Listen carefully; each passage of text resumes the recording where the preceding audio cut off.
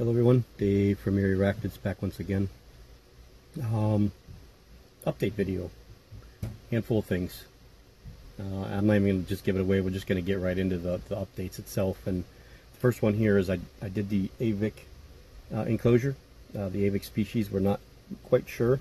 I'm hoping maybe with this molt we might be able to distinguish a little bit better, depend on the coloring coming out. But you could see her right there, not very well, but we'll turn you.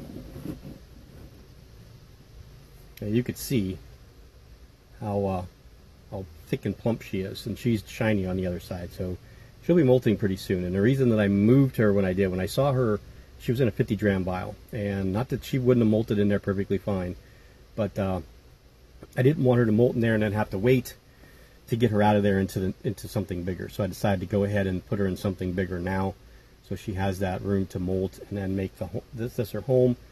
She has webbed here, as you can see, and then up over through here.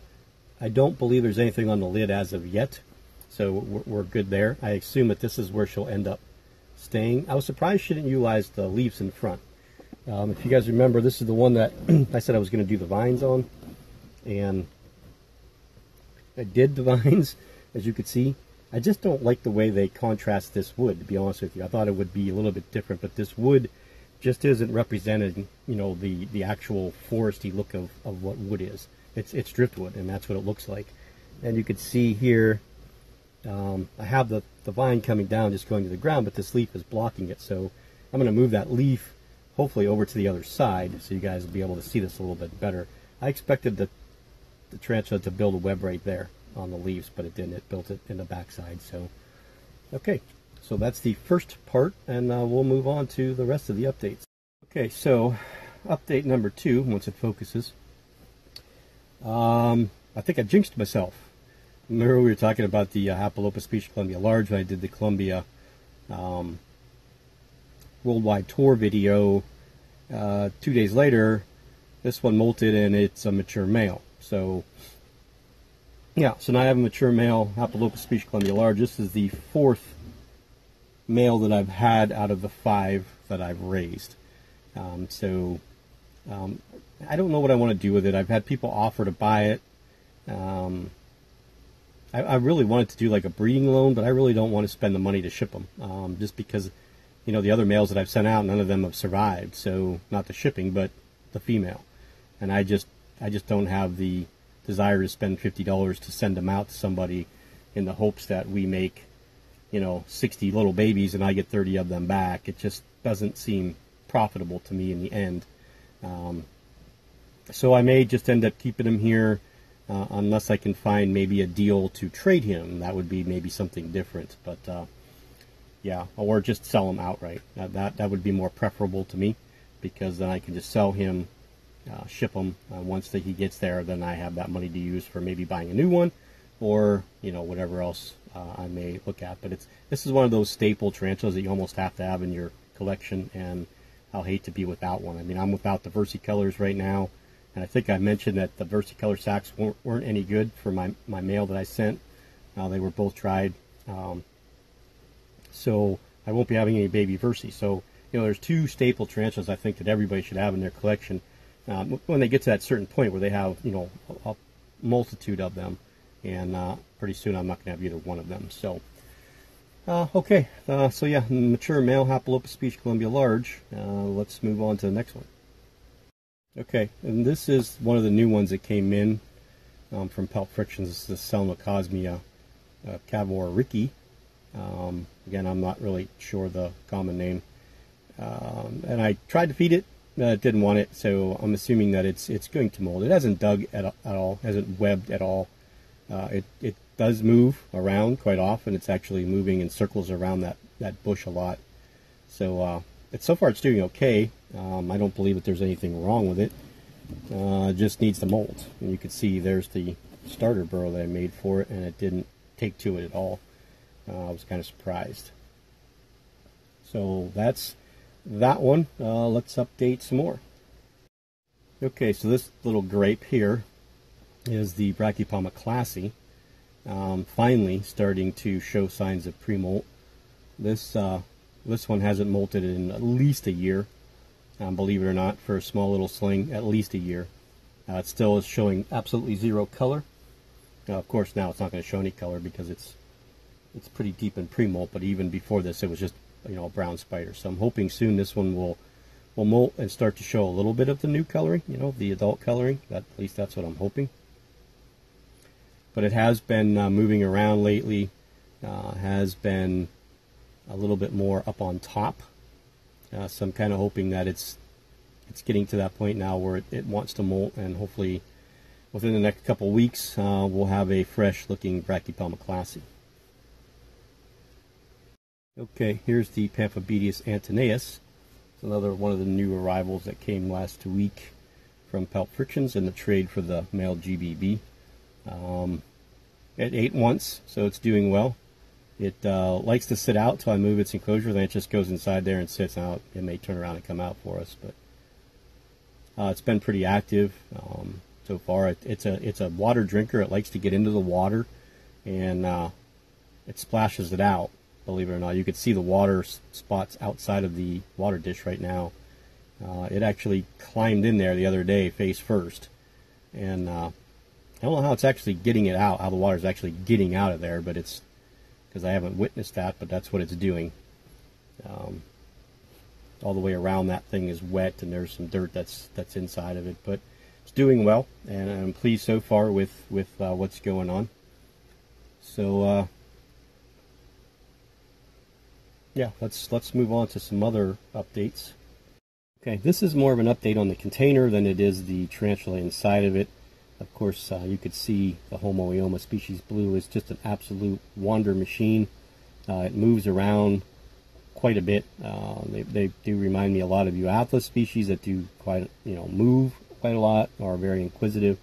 This one's been non-stop moving around this enclosure. They don't web, as you can see. Nothing, absolutely zero, nothing webs. But this is more of an update on the enclosure itself, because I ordered 4 more of these. So they were processed. They're supposed to be shipped either today or tomorrow.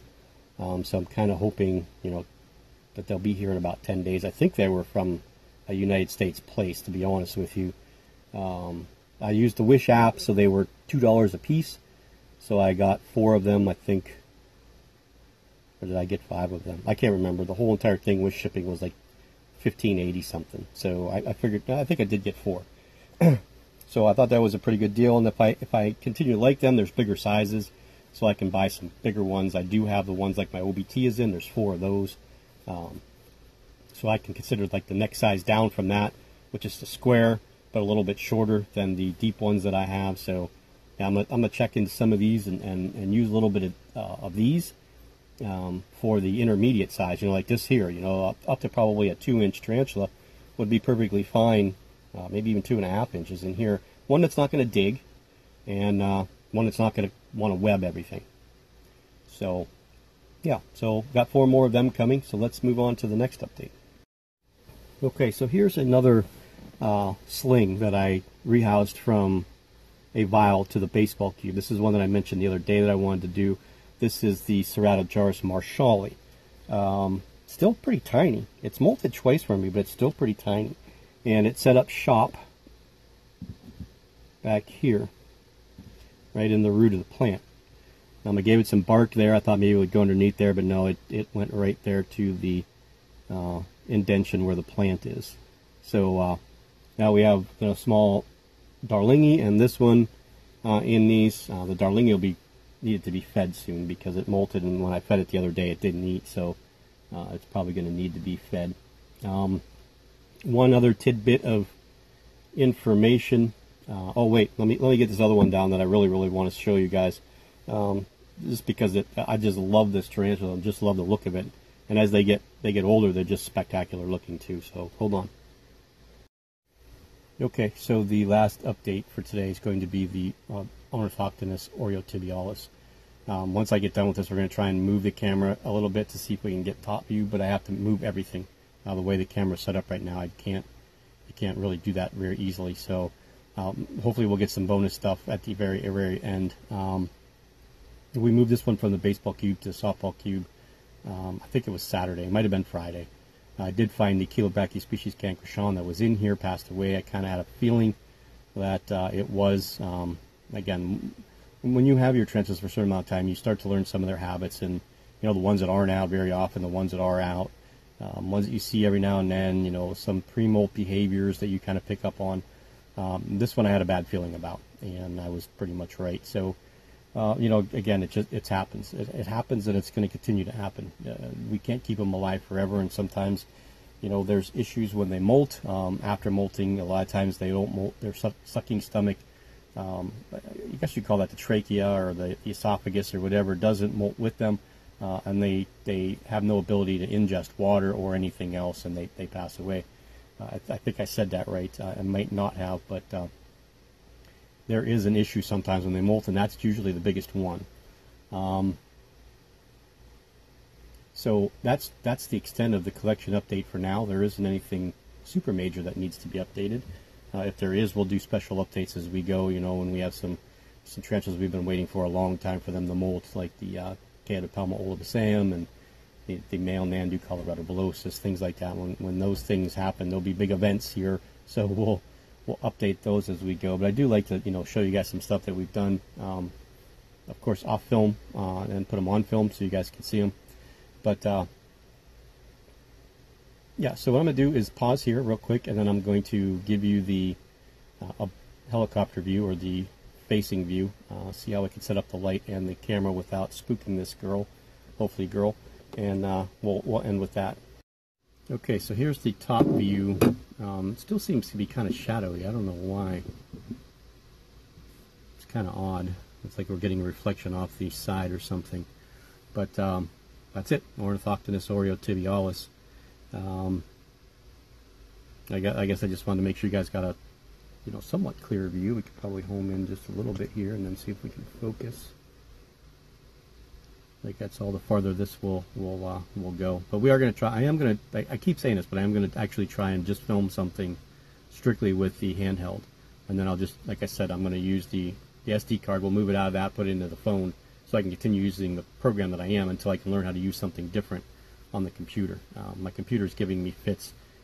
It's new. It's not even a year old, and sometimes I open stuff up and it freezes and I can't get it off the screen.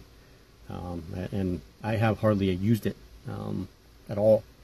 It wasn't anything. I was using it mostly offline, actually, at work, just typing up spreadsheets and stuff like that for the tarantulas, and just species list, and some other odds and ends, just information that I never print out, that I was going to use in videos or use on the groups or whatever. But yeah, so that's really it. You guys notice I was monetized, and that's pretty exciting to me.